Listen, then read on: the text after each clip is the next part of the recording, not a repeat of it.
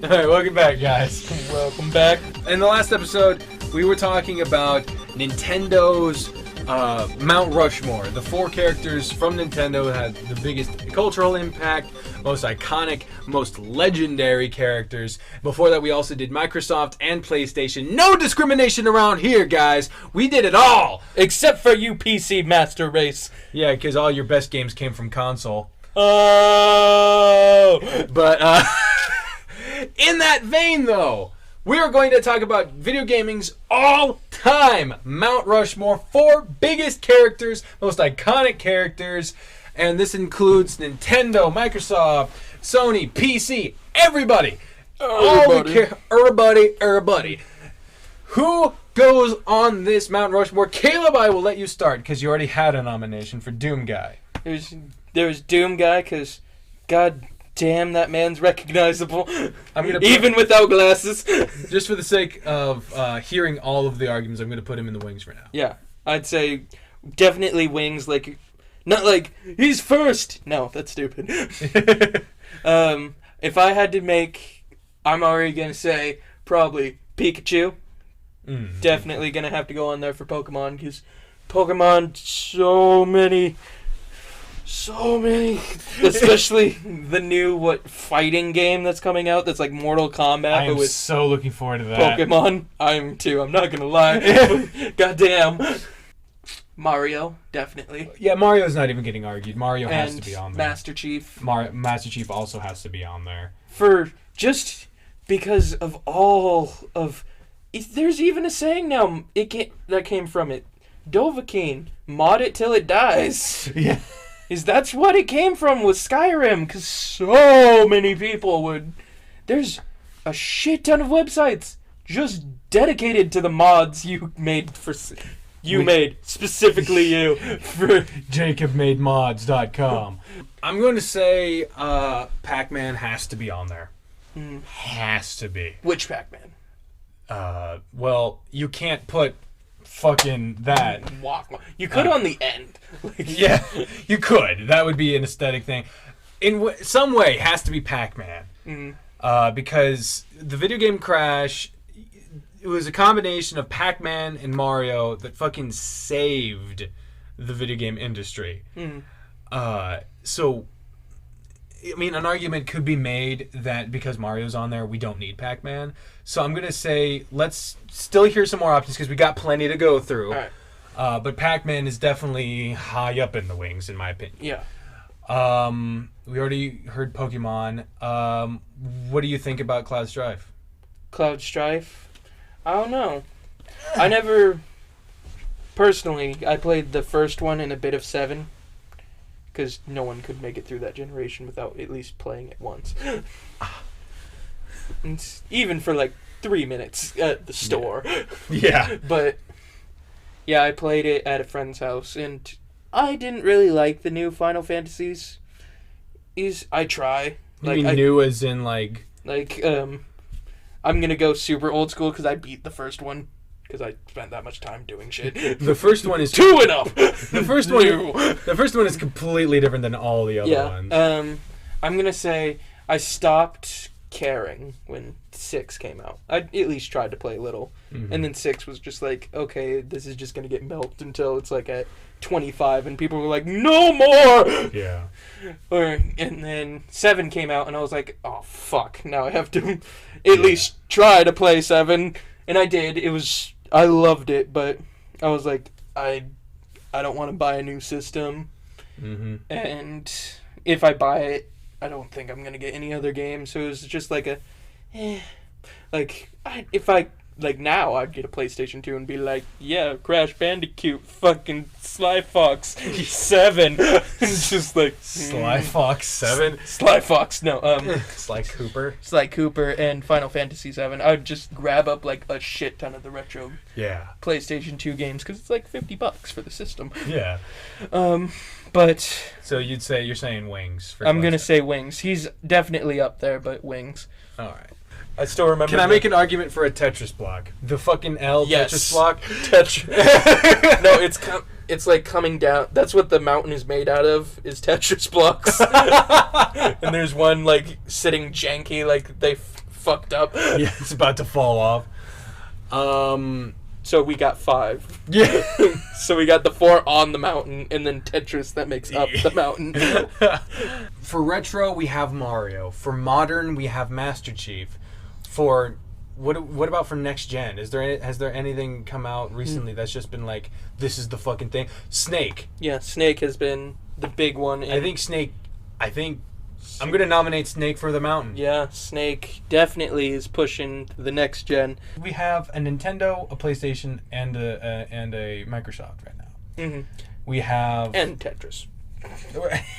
And Tetris. Tetris will be the border on the plaque. Yeah.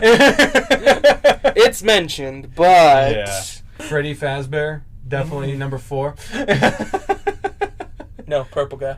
Oh yeah, purple guy, just fucking pixel ass purple guy with a fucking screw in his hand. I don't know. I don't know. I think you would have to, because that does involve the indie gaming. That. Yeah, that is one thing. We got the big. We don't have anything for indie gaming. Fuck indie gaming. No, but if you did, I'd have to say a SNAF.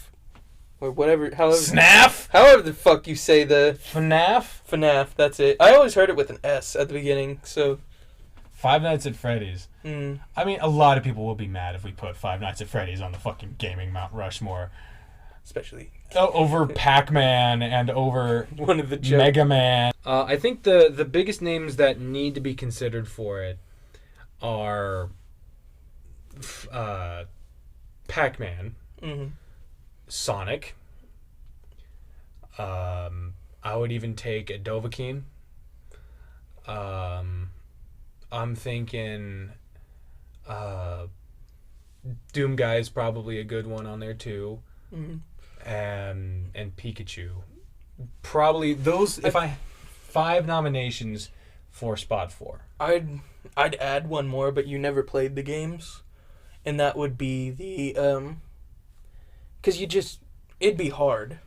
You'd probably have to go with just the general, either Duncan or Alistair, but the Grey Warden from Dragon Age. Because Dragon Age started as, it still is, a graphic novel.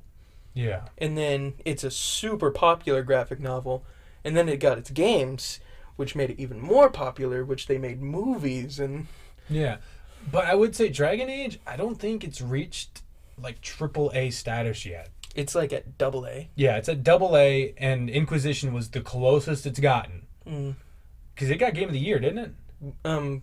The first one did, and Inquisition did. Yeah. But the second Yeah. tanked. Yeah, but despite Game of the Year's multiple, it still, like, when you're like, oh, have you played Dragon Age? What? Oh, I've heard about it. I haven't really... But you're like, have you played the latest COD? And you're like, yeah, man, fucking zombies and shit. Like, not even entertaining the idea of Call of Duty being on this thing. Who the fuck would you put on there? I don't know. Fucking a dog or some shit. I don't know. A dog. Zombie Hitler. Zombie Hitler. God. So what are your 5 choices for number 4? Because I think I saw it for what they tried for. I'm going to say Duke Nukem, going with the ones I chose different first. First, if it got to that AAA status, I'm going to still try to push for it. A knowable character where you know them right away from Dragon Age, or like a faceless character, the Grey Warden or the Inquisitor. But other than that, I'm going to have to agree with the others, Pac-Man, and I forgot, Pac-Man. I can see them, like their faces when I close my eyes, but I can't think of the words. Let's go ahead and say Pac-Man. Yeah, Pac-Man. I wouldn't be like, fuck you, if I saw Pac-Man as the last one. I'd be like, okay, that makes sense. So I'm going to run over the list one more time and see if it really feels like we've delved deep into it. Mario, Snake, Master Chief, and Pac-Man. With Tetris being the border. Tetris being the border of the plaque. Does that feel like we really reached any we spent almost 30 minutes talking about it. Does it really seem we picked anything but the obvious? But and then again, should it be anything but the obvious? That's true, because you're picking the most well-known. Yeah. So the obvious. The well-known, the most important, and the most iconic, legendary ones. Because all 4 of these characters, my mom would recognize. Yeah, it's more... And my mom didn't play any games. It's more debating... She plays Cooking Mama. Who's more... Fucking Cooking Mama for spot 4. It was more debating who was more recognizable than someone else. Yeah. Which I think we did. So I'm going to say, yeah, I'm happy with our choice. So thank you all for joining us on this episode of All the Above, the beginning of Season 3. Happy birthday, Caleb. Yay, 21. I'm going to be drunk from now on. Just all the time. In every episode. Fuck you, Jacob. Yes, and... No drink. So... We'll see you on the next one. Hopefully we'll be able to get together and record next week, Thursday. Yeah, I'm thinking next week we give a little updates on what we were thinking on doing with the other channel, the games and whatnot. Yeah. So we can catch you up on what's going on in our lives, too, because a lot of shit has been happening. All right, we'll see you all in the next episode. We'll try to get together and record next week. We will. We will. It won't be a try. I'll show up on his door. On my door. On his door. Because I don't have a doorstep. I really don't. So we'll see you then. Thank you. Your door's a slut, Jacob. What the fuck? We'll see you on the next one. I'm Jacob. I'm Caleb. And we're back, baby!